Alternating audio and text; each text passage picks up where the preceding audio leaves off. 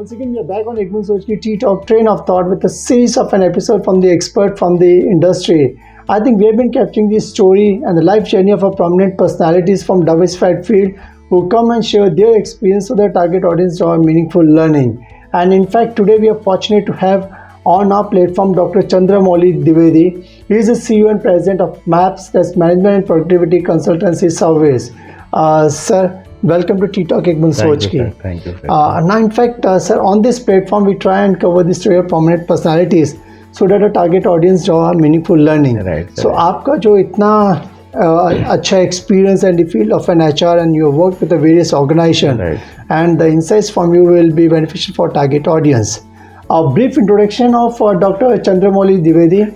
He was a group CHRO with ESPS Software Solution Limited, and also president and global head with Datamatics, a group of companies, and president group CHRO with Fazlani Group of companies, also a group head HR with Financial Technologies Group, and a director at a leading business school, corporate advisor to several leading corporate houses. And present, he is a CEO and president of MAPS, that's Management of and Productivity Consultancy Services. So once again, welcome back. Thank you, sir. Thank you. Thanks a lot for spending a valuable time for being part of this Tea Talk show. Absolutely, sir.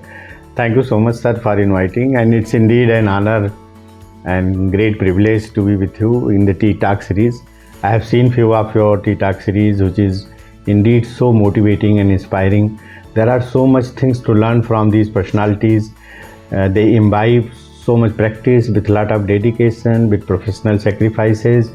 And those are the great learning for the general population, the youth and all of us.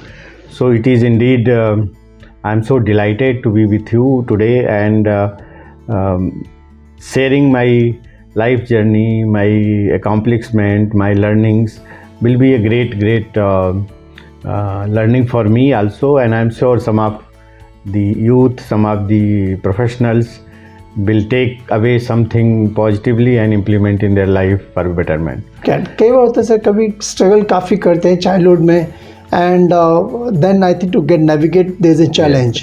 तो आपके इसमें मतलब what are the challenges which were there from education to the start of your first job? So sir, I belong to a very small village in Uttar Pradesh called Misraulia Durvasha in the Basti district near Ayodhya. I am the youngest in the family, and brother is the eldest and two sisters. So brother also becomes more like a father. My father used to be a supervisor in the sugar factory in Gonda district, and brother was the teacher, and then he became principal of a junior college. So there was a lot of influence of these people on me. And I studied in a village primary school where there was no building, there was no classroom, there was no even the chairs. So we used to sit, it is like a Gurukul ashram. We used to sit on the ground, and the teachers used to be very disciplined, going there and coming there, and a lot of cultural etiquettes, lot of संस्कार जो होते हैं वो वहाँ से मिले, जिसमें कि बड़ों का सम्मान करना और पढ़ाई पे ध्यान देना. हमारे पिताजी हमको 4 बजे सुबह 4 डिग्री टेम्परेचर में बाहर चेयर टेबल पे बिठा देते थे. उस समय लाइट नहीं थी सर, लैंप नहीं था, केरोसिन ऑयल में जला के हम पूरा रात दिन पढ़ते थे. और एक ऐसा प्रेशर हमारे ऊपर था भाई साहब का कि जो भी करो उसमें सबसे अच्छा करो, तुमसे आगे कोई ना हो, क्लास में तुमसे अच्छा कोई नंबर ना पाए. तो वो उन्होंने एक जो कल्चर बिल्ड कर दिया हमारे अंदर में, और एक जो डिसिप्लिन बिल्ड किया, संस्कार बिल्ड किया, उस पे मैं बहुत ध्यान देता था. इसके लिए ईश्वर की कृपा से और सभी के आशीर्वाद से हर क्लास में मैं हमेशा टॉप किया, राइट फ्रॉम फर्स्ट स्टैंडर्ड से. और 6th स्टैंडर्ड से because of sir my merit मुझे गवर्नमेंट से स्कॉलरशिप, स्टेट गवर्नमेंट से स्कॉलरशिप मिलनी शुरू हो गई. शुरू के दिनों में मेरी स्टडीज़ जो है गांव के इंटर कॉलेज में हुई, किसान इंटर कॉलेज बस्ती। फिर वहाँ से मैं फैज़ाबाद अवध यूनिवर्सिटी में गया, वहाँ ग्रेजुएशन किया, मास्टर किया, वहाँ भी सारे क्लास में काफ़ी मेरिटोरियस रहा। अयोध्या में मुझे एक बहुत लर्नेड सेंट से मुलाकात हुई और उनसे हमारे पूरे पर्सनालिटी पे काफ़ी इम्पैक्ट पड़ा। He used to be very senior officer in the Punjab government and now he was the secretary of Valmiki Research Institute in Ayodhya in the Maniram Chhaudi, and I used to go and sit in the library for studies, क्योंकि sir किताबें खरीद नहीं पाता था। Library में एक ही किताब मिलती थी और इसके लिए वहाँ हम जाके बैठ के पढ़ते थे और फिर शाम को लाइब्रेरी बंद हो जाती थी तो वो गुरुजी, उनकी कृपा थी कि वो मुझे किताबें दे देते थे, पढ़ने को अलाउ करते थे। क्योंकि साइकोलॉजी मेरा सब्जेक्ट था, उसमें काफ़ी महंगी किताबें थीं और बहुत सारी किताबें होती थीं। तो for example social psychology, abnormal psychology, clinical psychology, industrial psychology, research methodology, तो वो सारे हम एफर्ट्स नहीं कर सकते थे। और अवध यूनिवर्सिटी के बाद फिर मैं इलाहाबाद मूव किया। वहाँ ब्यूरो ऑफ साइकोलॉजी है जो उत्तर प्रदेश का गाइडेंस एंड काउंसलिंग का बहुत बड़ा सेंटर है। वहाँ मैंने रिकॉर्ड तोड़ा, फर्स्ट आया स्टेट में। और वहाँ से फिर मुझे अपॉर्चुनिटी मिली कि भोपाल गैस ट्रेजेडी जो हुई थी, हाँ जी हाँ जी, वो बहुत ही उस समय एक ऐसा ट्रेजेडी थी जिसमें गवर्नमेंट ऑफ इंडिया ने, Indian council of medical research ने एक साइकोलॉजिस्ट की टीम खड़ी की थी, जिसमें मैं Sanjay Gandhi post graduate institute of medical sciences Lucknow और केजी मेडिकल कॉलेज में as a senior research fellow के रूप में भोपाल गैस ट्रेजेडी में मैं अपॉइंटेड हुआ। वहाँ भोपाल मेडिकल कॉलेज में हम लोगों का रिसर्च सेंटर था। वहाँ सर मुझे अपॉर्चुनिटी मिली कि हज़ारों लोगों का हमने टेस्टिंग किया, जो जेपी नगर जो है Bhopal gas union carbide factory के एकदम सामने था। तो उसमें पूरी रिपोर्ट हमने सबमिट की गवर्नमेंट ऑफ इंडिया को। हर घर में जा के हमको टेस्टिंग करना, उनसे काउंसलिंग करना, उनसे बात करना, ये पूरा प्रोजेक्ट हमने गवर्नमेंट को सबमिट किया। और उसके बाद सर जो एक प्रॉपर मेरा जॉब था, first job, it was in the Hyderabad. There is a Thakur Hariprasad institute of mental health and rehabilitation. वहाँ मैं as a psychologist, as a head of the department of psychology join किया। वहाँ हमने बहुत सारे रिसर्च किए on behaviour modification, change in behaviour, और ये प्रोजेक्ट हमने गवर्नमेंट ऑफ इंडिया को सबमिट किया। सर उस समय मेरी उम्र 27 साल थी और मुझे यंग साइंटिस्ट अवार्ड के लिए पार्टिसिपेट करना था, जिसका सर मिनिमम क्राइटेरिया था कि आपको 30 इयर्स के अंदर पीएचडी डिग्री आपके पास होनी चाहिए। ओके। और it was my first and last chance. तो मैंने तुरंत पीएचडी में रजिस्ट्रेशन कराया कानपुर यूनिवर्सिटी से। एक प्रोफेसर एसबी सिंह जो इंडिया के बहुत माने जाने प्रोफेसर थे क्लिनिकल साइकोलॉजी में, तो उनके अंडर मैंने पीएचडी शुरू की। And sir with in 2 years I could complete my PhD successfully and got awarded and applied for the Young Scientist Award competition to the Indian Science Congress Association. They accepted my research paper. I went and presented in the Cochin University of Science and Technology, where Prime Minister BP Singh was there. He was inaugurating the Congress, and in front of over 5,000 scientists.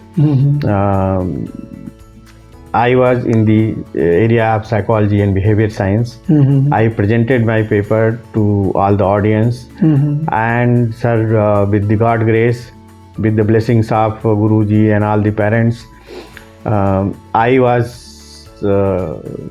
nominated and I won the Young Scientist Award, prestigious Young Scientist Award. I was the only person in the area of psychology and behavior science from Ministry of Science and Technology. Oh, I see. And it came on all the national newspaper, and we had been invited for the felicitation by the state government. and it became a very, very major breakthrough in my career. That was the first job in Hyderabad, and from there I wanted to move to some corporate companies, and I wanted to do the work. Sir no in fact कभी ऐसा होता है like many times at particular age में, जैसा भी आपकी इसमें light नहीं थी जहाँ पे आप पढ़ते थे, किताबें मतलब पे एक्सेसिबिलिटी नहीं थी, बट इनफैक्ट अगर आप अभी पीछे मुड़ के देखो ना, in fact way you have made your base pretty strong as the corporate which are concern, and पीछे मुड़ के देखे तो संघर्ष जो आपने किया, बट उसके पीछे लाइक आप इट वॉज सेल्फ ड्रिवन कि आपके पेरेंट्स कह रहे थे अभी आपको करना है, कुछ करना है, पढ़ना है, कैसा था? नहीं सर, मेरे पिताजी की बड़ी तमन्ना थी कि मैं पढ़ूं। उनके पास उतने रिसोर्सेज नहीं थे, बट वो मुझे बोलते थे कि तुम्हारी पढ़ाई के लिए मुझे पूरा अपना खेत बेचना पड़े, लैंड्स बेचना पड़े, जो भी करना पड़े तो मैं करूँगा, लेकिन तुम चिंता मत करो। इसके लिए सर मैं उनसे कभी पैसा मांगता नहीं था, क्योंकि मुझे ऐसा लगता था कि पता नहीं उनके पास पैसे हैं या नहीं हैं, यदि मैं मांगूं उनके पास नहीं है तो उनको तकलीफ़ होगी। तो वो जो भी दे देते थे वो मैं ले लेता था, और फिर मैं जैसे कुछ ट्यूशन कर लेता था सर, 2-3 घरों में जाके बच्चों को पढ़ाता था। वहाँ भी वो ट्यूशन का पैसा भी वो लोग टाइम से नहीं देते थे, तो कैसे भी करके मैंने उनको फिर ज़्यादा तकलीफ़ ना हो, घर से ही राशन वासन लाके अपना खाना वाना बना लेता था। और गुरुजी की इसमें बड़ी कृपा थी, वो कभी कभी कुछ वो जब भी ज़रूरत होती थी, जैसे ठंडी सर बहुत होती थी तो पहला स्वेटर उन्होंने मुझे दिया था, मेरे पास नहीं था। साल दिया उन्होंने। तो इस तरह से वो समझते रहते थे क्या करना है, और पिताजी आते रहते थे राशन पानी लेके इलाहाबाद में, और वो दे जाते थे। मतलब सर आपको यकीन नहीं होगा, मैं मेडिकल कॉलेज में एक हमारे प्रोफेसर आर.सी. पांडे रिश्तेदार थे, उनके घर में मैं आउटस्कर्ट एक कमरा था, उसी में रहता था, जो जनरली सर्वेंट्स क्वार्टर होते हैं। और वहाँ रह के मैंने इलाहाबाद में पढ़ाई की, तैयारी की। और वहाँ पिताजी स्टेशन से पैदल राशन लेके हमको सर पे राशन रख के ला के देते थे। वो कम से कम 15 किलोमीटर रहता था। और तो ये सारा सहयोग सर जो था, उन लोगों का आशीर्वाद था। महीनों सर एक भी पैसा नहीं रहता था। एक चाय वाला था जो मुझे खिलाता रहता था, सरदार जी थे कि भाई जब आप के पास होगा तो दे देते थे। तो इन सारे लोगों का सर बहुत योगदान था जो काउंट नहीं कर सकते। फिर चूँकि स्कॉलरशिप मिलती रहती थी, उससे थोड़ा काम चलता रहता था। बहुत सारे बुक्स जैसे ख़रीदने होते थे तो सर बहुत तकलीफ़ होती थी, और किसी भी तरीके से अरेंजमेंट कर सकता था। शादी भी सर बहुत बचपन में हो गई थी। It will be kind of, you will be surprise, क्योंकि जब मेरा इवन 12th का एग्ज़ाम हुआ था, उसी दिन जिस दिन फाइनल एग्ज़ाम था, उस दिन भाई साहब शादी का कार्ड लेके आ गए थे कि भाई तुम्हारी शादी है। तो शादी हुई। तो उस ज़माने पे मतलब बहुत जल्दी शादियाँ हो जाती थी। और आपको यकीन नहीं होगा, शादी में मैंने अपनी वाइफ को नहीं देखा था, शादी में भी नहीं देखा था। फिर हमारे यहाँ गौना वौना होता है, वो 3 साल बाद आया। फिर वाइफ, चूँकि मैं सर खुद ही नहीं इस्टेब्लिश था, तो wife used to stay with the parents और her parents. And then when I came to Bombay and join the IBPS, then she came to me maybe sir after almost 10 years after she came to my house. तो ये सारे struggle जो थे इसमें sir it is all ईश्वर की कृपा से। मैं खुद सेल्फ मेड हूँ, और सबके आशीर्वाद से, सबकी कृपा से सारे संघर्षों को अकेले समझा। और मैं हमेशा मानता हूँ कि संघर्ष होना बहुत ज़रूरी है, संघर्ष से निपटना बहुत ज़रूरी है, और उसमें ही आपका रियल टेस्टिंग होती है।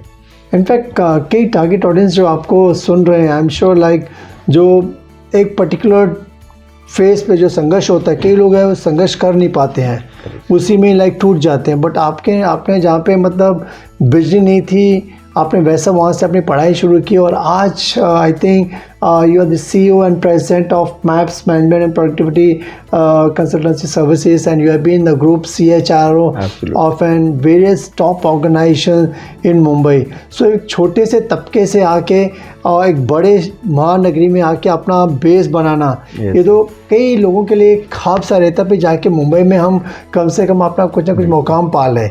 तो in fact if you listening to doctor Chandramouli Dwivedi exclusive story on this T talk एक बूंद सोच की, ये मंच ऐसा मंच है like where people they come और दिल से बातें करते, दिल खोल के बातें कर रहे हैं, जाके उनका जो भी संघर्ष है, उनका बचपन का संघर्ष है, उनके like when we talk in terms of the basic educations which are there and many a times the way the culture and values are inculcate in a child, I'm sure like those basic values, if they are pretty strong, and I'm sure if you are self-driven, committed and dedicated, you can make a base. It's a very interesting insight to what we are getting from Dr. Chandramouli Dwivedi.